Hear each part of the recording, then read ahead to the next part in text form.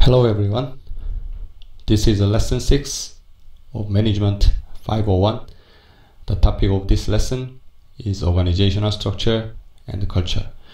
I'm going to talk about the issues and the theories about organization structure and organization design.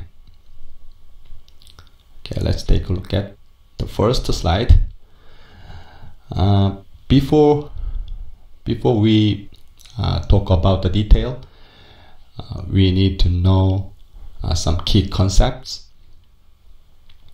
Organization is defined as a systematic arrangement of people brought together to accomplish some purpose.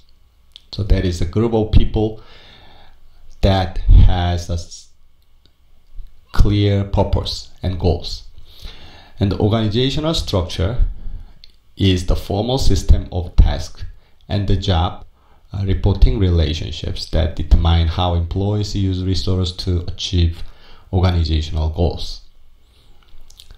That organizational structure is displayed through the organization chart. Organizational architecture is defined as a combination of organizational structure, culture, and control systems and the HRM system. So that the organizational architecture includes the visible aspect of the organization as well as invisible aspect of organizational structure. Of the organization, sorry. And the organizational design is to develop the organizational architecture that, according to our textbook, it is defined as the process by which managers create a specific type of organizational structure and the culture. So the company can operate effectively and efficiently. I said the organizational structure is displayed through the organization chart. Organization chart is showing who is accountable for task and who is responsible to report to whom. For example,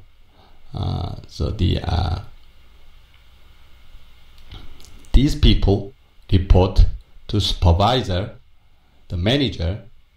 In this organization chart, in this chart, he or she is director of finance and administration. So the director, and director report to the next level, and so this chart shows who report to whom, and also this chart shows what is the individual responsibility of individuals. So that shows the relationship of reporting and responsibility, and what the resource they're gonna use, and what are their specific tasks, something like that. So with this organization chart, we are able to have a sense about the organization structure.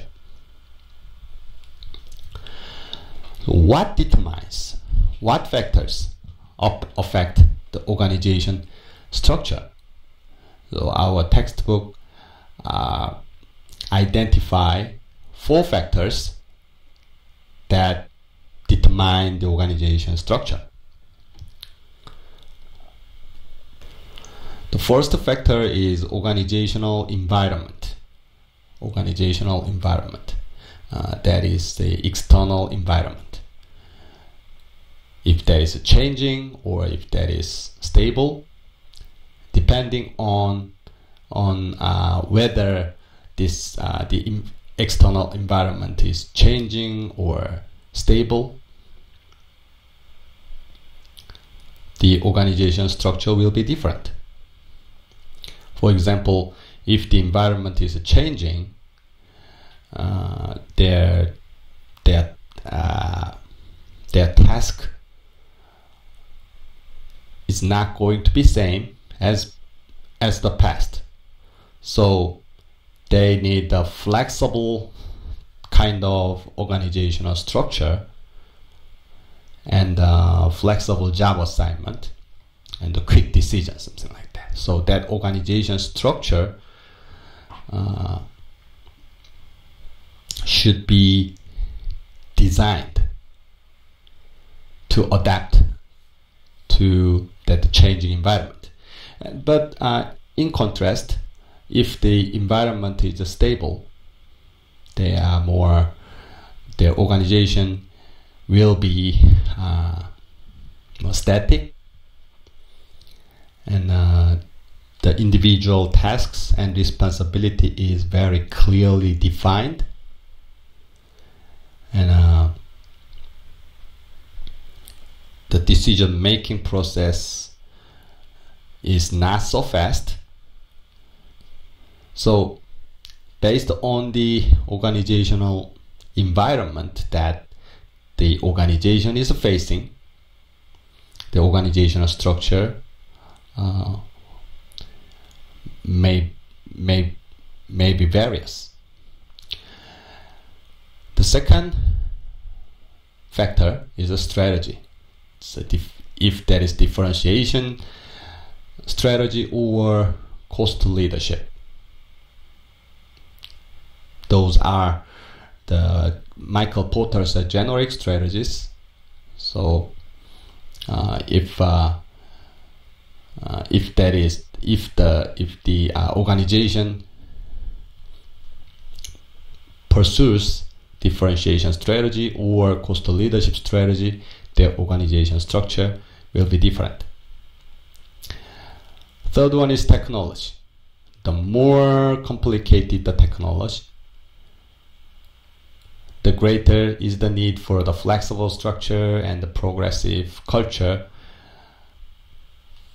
because the lower level employees has a complicated knowledge, but the managers, they may not have the sophisticated knowledge because the technologies are complicated. So based on this, the organization structure will be different.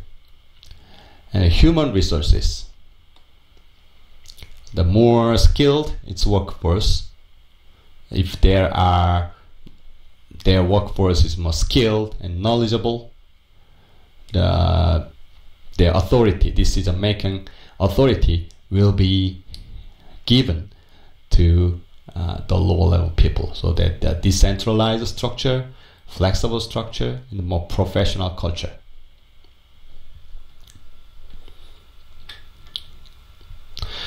Okay, with the issue of organization design, we are going to talk about the couple of issues about division of labor and job specification and job specialization, and the departmentalization is the job grouping, and the assigning the authority. So those are the key topics in organization design. Now, first of all, I'm going to talk about the traditional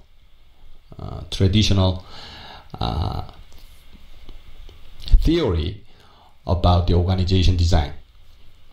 Before 20th centuries, organizations were small and simple. So the size of organization is relatively small, So they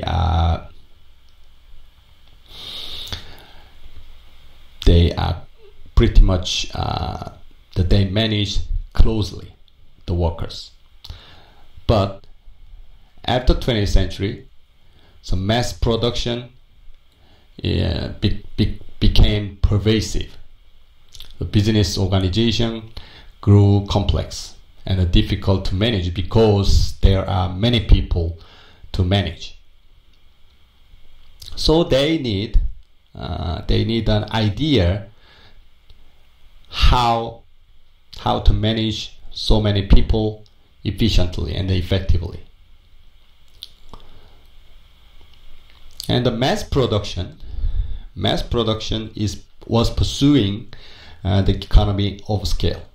Economy of scale means the goal of economy of scale is to reduce the production cost,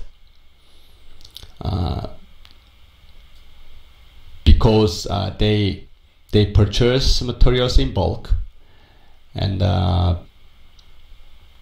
as you produce more, the average cost of the goods will be decreased.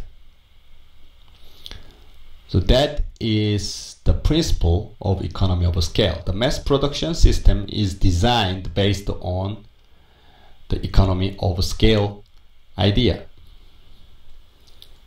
So they expand the size of the production. So the organization size will be growing, will be bigger. So the problem with the management is how to manage those people effectively and efficiently.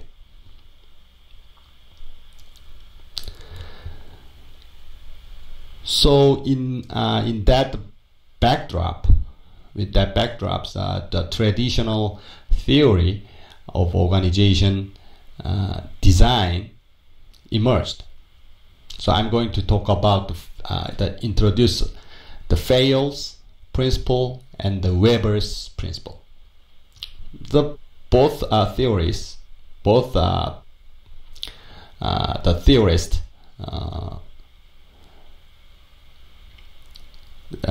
insisted that both theories are similar. Fayol, Henry Fayol, who theorized the general principles of management, and he said he talked about the principle of organizational design, and in his principle, the unity of command is important. So each worker is to report to one boss, not to multiple bosses, because they need the consistent. That is a unity of command. And a hierarchy of authority. Okay? The workers, individual workers should know to whom they should report. And the managers the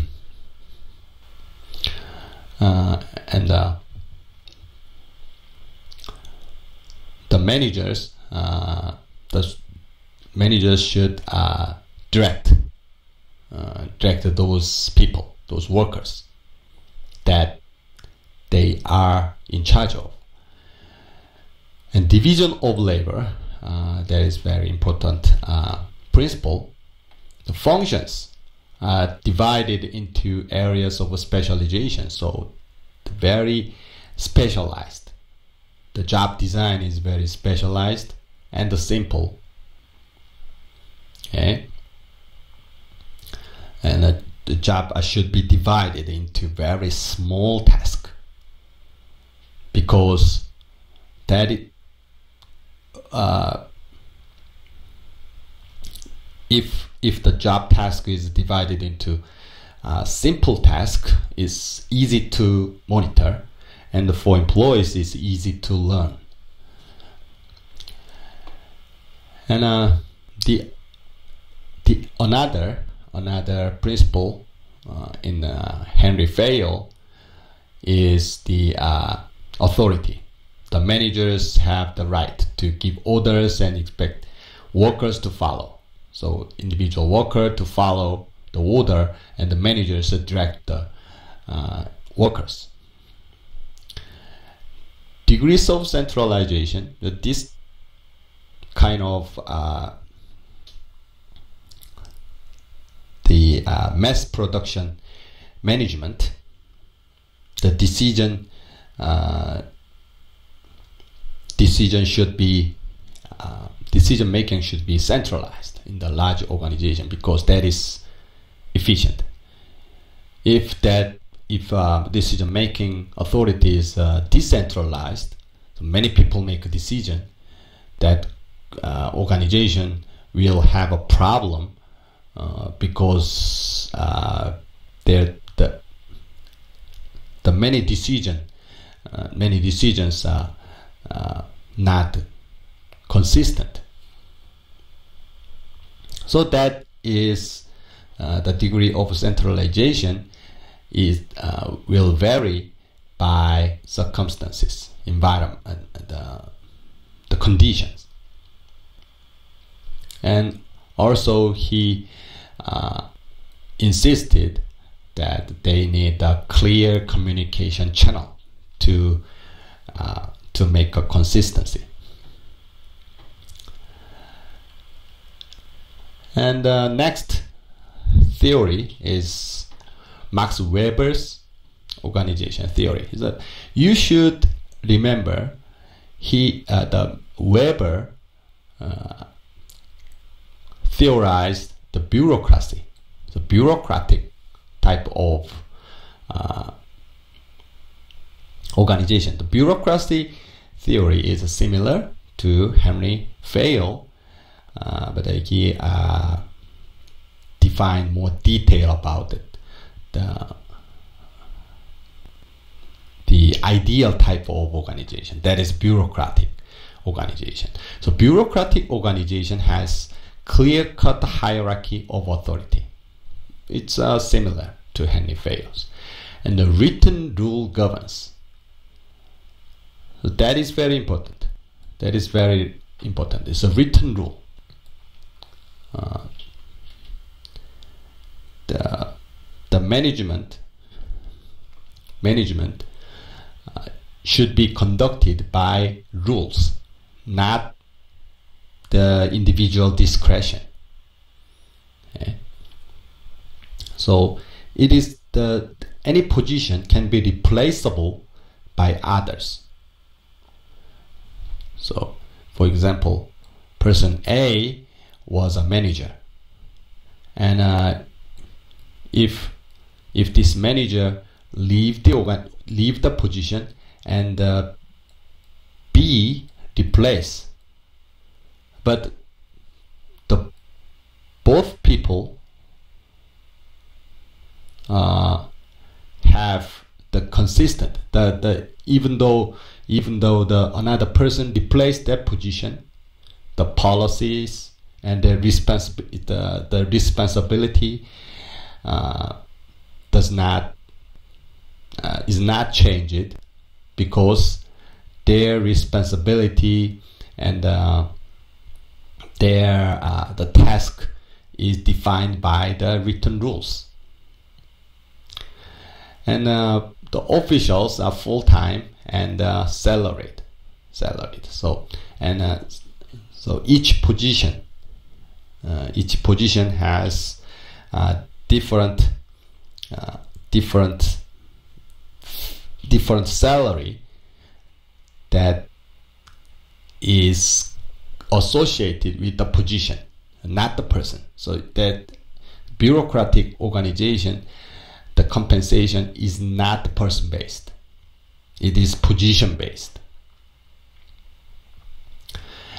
And the separation of workers from control of their means. So their responsibility is not connected with the person. That is connected with the position. So that kind of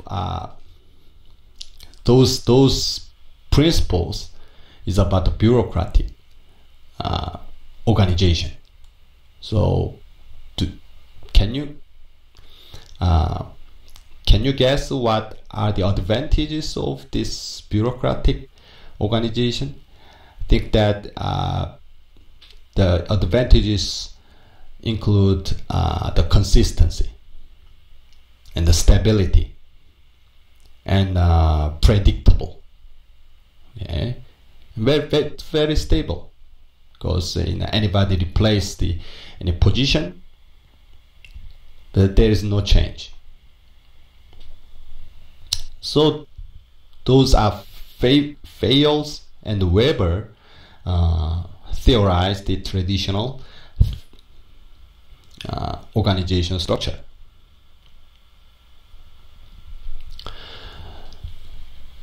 So based on those theories,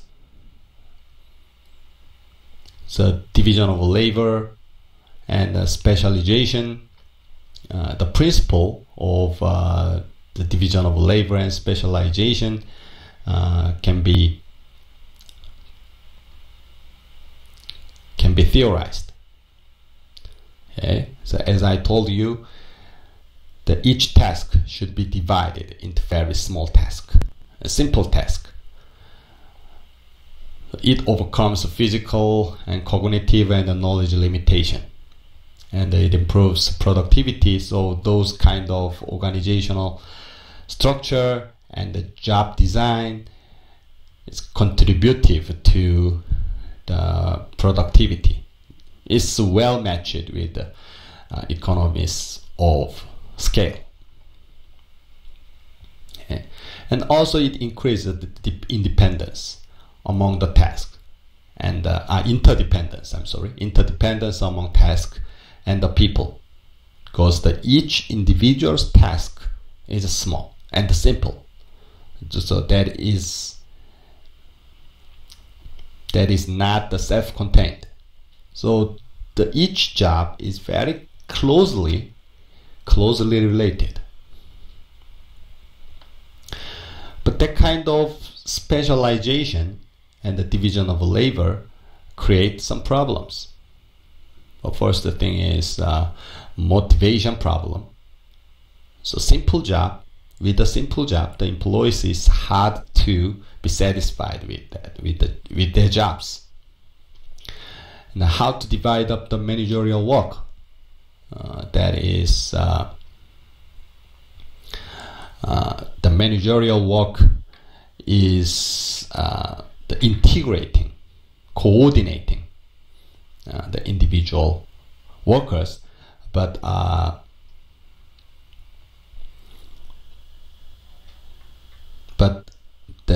each individual's their job is very simple and small. So managerial responsibility to coordinate those jobs becomes difficult. So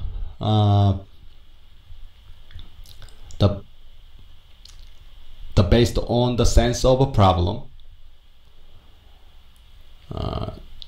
there were the new ideas to modify the job design. So job enlargement is increasing the number of different tasks in a given jobs by changing of division of labor.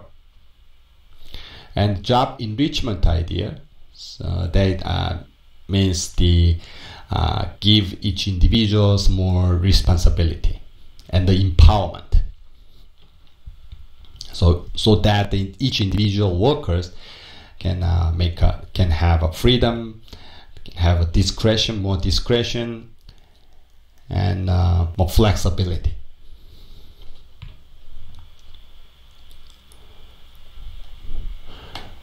So integrating this idea, the Heckman and Oldham suggested job characteristics model.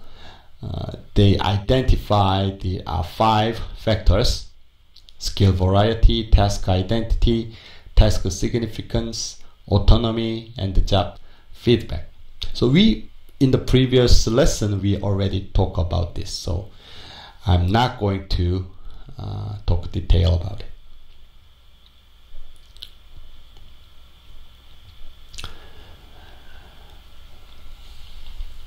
And in designing the organization, we also we should know some basic concepts. But the hierarchy is the a system where the one person is at the top of the organization, and under this top person there are several people, and under each manager the several people work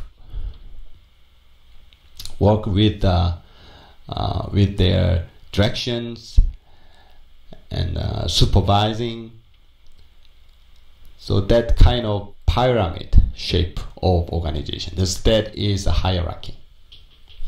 And chain of control is the line of authority that move from the top and going down to the bottom. So as I told you, the Henry Fayol suggests that that of chain of control should be consistent and clearly defined, so that each individual should know who they report to whom. Okay? And there's a bureaucracy. The organization has many layers between the top and the bottom. So how many levels, how many layers exist in the organization, that is determinant factor of organization structure. So if there are many levels between the top and the bottom, we call that very bureaucratic. In a bureaucracy, the decision making takes a long time, because there are many levels. So decision, the lower level employees report and make a decision, and going down, communicate to the bottom. So this cycle, decision making process, take a time. So that many people criticize the bureaucratic type of organization, because this slow type of organization is not so effective in the changing environment. So this time the empowerment has been emphasized, because the bureaucratic decision making is not so effective. So lower level people should have decision making authority, so that they serve the customer more quickly.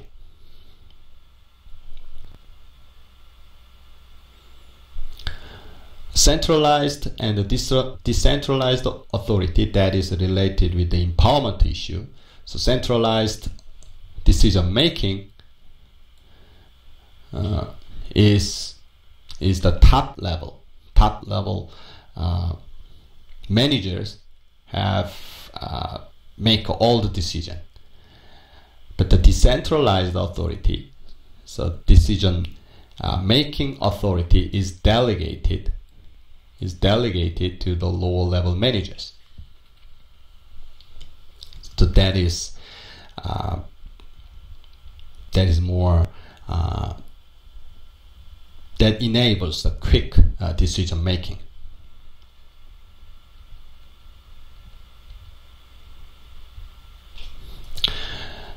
So these two types of organization can be contrasted the tall organization and the flat organization. So tall organization, decision-making authority is concentrated to the top level, and the many layers exist between the top and the bottom. So it's more bureaucratic. And that type of organization generally has a narrow span of control. The span of control means the number of subordinate the manager supervise. So it's making sense because they're in the top, the small number of managers and a small number of managers, small number of people, and also they manage a small number of people because there are many levels between the in the organization. But the flat organization, so decision making right is empowered to the lower level because the one manager should manage the more people than the whole organization. So it is harder to coordinate. And then top level, the managers should take care of the more tasks. So that's why they give the authority to the lower level people and give them the decision making authority.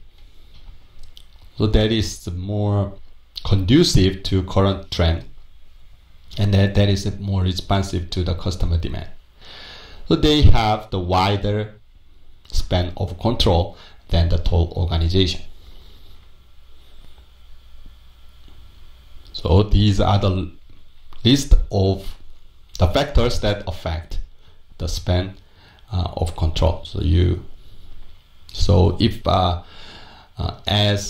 as the workers have more skill, more knowledge, and the task is more complicated, they are more complicated. The span of the decision-making authority will be delegated to the lower level people, and if the decision-making authority is delegated to a lower level people, the one manager can monitor and supervise the more people. And next topic is departmentalization, that is grouping the jobs. So how to group the jobs. The traditional and most popularly used structure is a functional structure. So traditional grouping. Okay, they group the workers according to their skills and expertise. For example, the production division and financing division and the human resource department, something like that. That kind of structure is a functional structure. And top level, so each department conducting their own function. So the top level manager coordinate all the functions in the organization. This type of organizational structure has many advantages. So that's why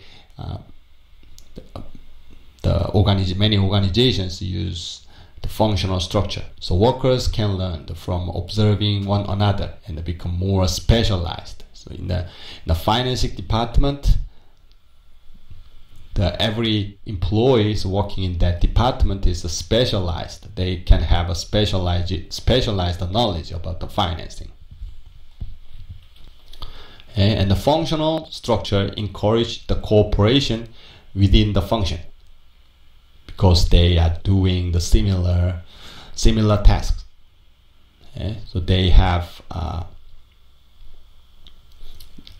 the more encouraged to cooperate with each other because their task is homogeneous. And as managers can easily monitor and evaluate their performance because the managers also have a specialized knowledge. Okay. However, there are some disadvantages with that kind of structure. It is difficult to communicate and coordinate with the different functions. So it's the communication is very effective within the function, but across the function they might have some problem. And the functional managers and people, they are preoccupied with their own functional perspective. So the financing people always see the issues with a financial perspective. The marketing department people, they always see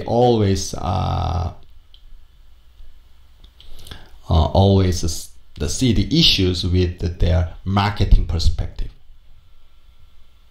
So they will lack the holistic perspective. That is the disadvantage of functional structure. So let me go back to the functional structure has some disadvantages. So to overcome those limitations, there are many ideas to group the tasks by product or by customer group, geographic location, or by process. So our textbook is talking about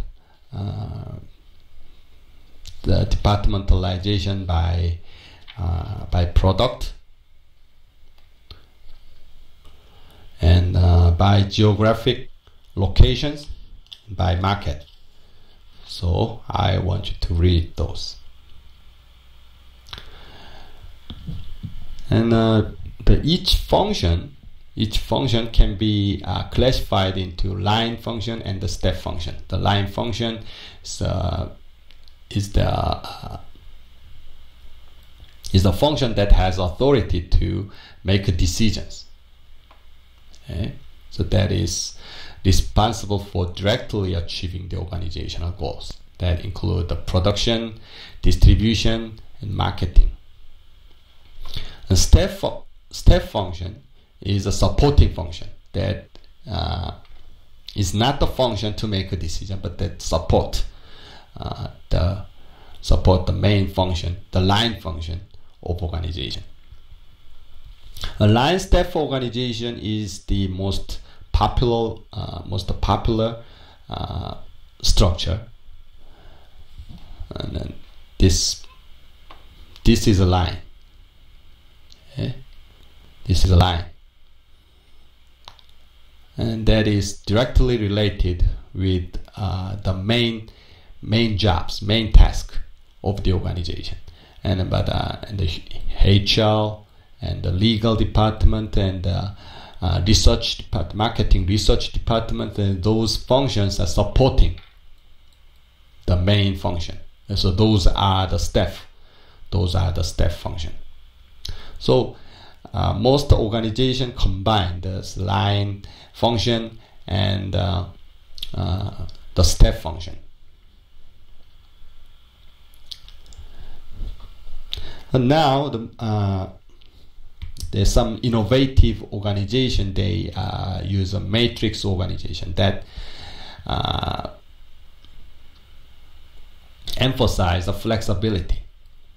Okay, flexibility, and they the existing organizational structure is very rigid. So that is not so effective to adapt to the changing environment. So the matrix organization structure, they're more flexible. They can be more flexible and more adaptive. However, it has this type of organization avoid the rule of unity of command, because each individual workers, they should report to the project manager. Also, they should report to the functional manager. So that violate the rule of the unity of command.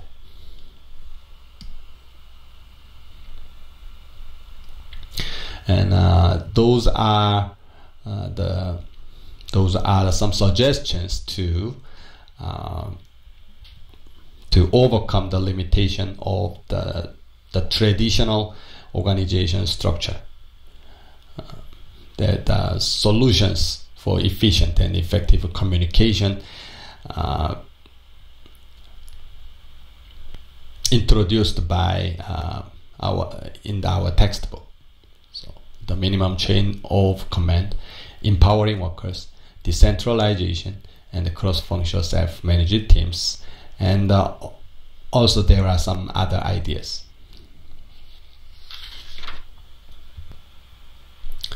Okay, next topic is organizational culture. So organizational culture is defined as a set of belief, expectation, values, and the norms that guide the individual employees' behavior and their attitude. So organizational culture is very important to that because that it influences workers' behavior and attitude. Employees are learning and internalize the organizational culture through socialization process. So what create organizational cultures? Those are the sources of organizational culture that our textbook is identify. Characteristics of organizational members, organizational ethics, and employment relationship that is mostly influenced by HR policies and the organizational structure. So if that is centralized organization or decentralized or tall organization or flat organization, depending on that, the organizational they will have different kind of organizational culture. Our textbook contrasts the adaptive culture and the inert culture. The adaptive culture is the strong and the cohesive culture that helps the organization to build a momentum of growth to change, and they emphasize entrepreneurship and the respect for the employees. So with that kind of culture, the organization can create the innovation and be successful in the changing market. But in contrast, in inert culture, that is defined as a weak culture that fails to motivate employees so that will result in the poor working relationship, because each individual treated as an instrument rather than treated as the valuable asset. So inert culture is not so effective culture in a changing environment. So how to create that kind of adaptive and a strong culture? That is a big issue to the current management. Okay, this is lesson 6. It's longer than the other lesson. So thank you for your time and your attention to this lesson.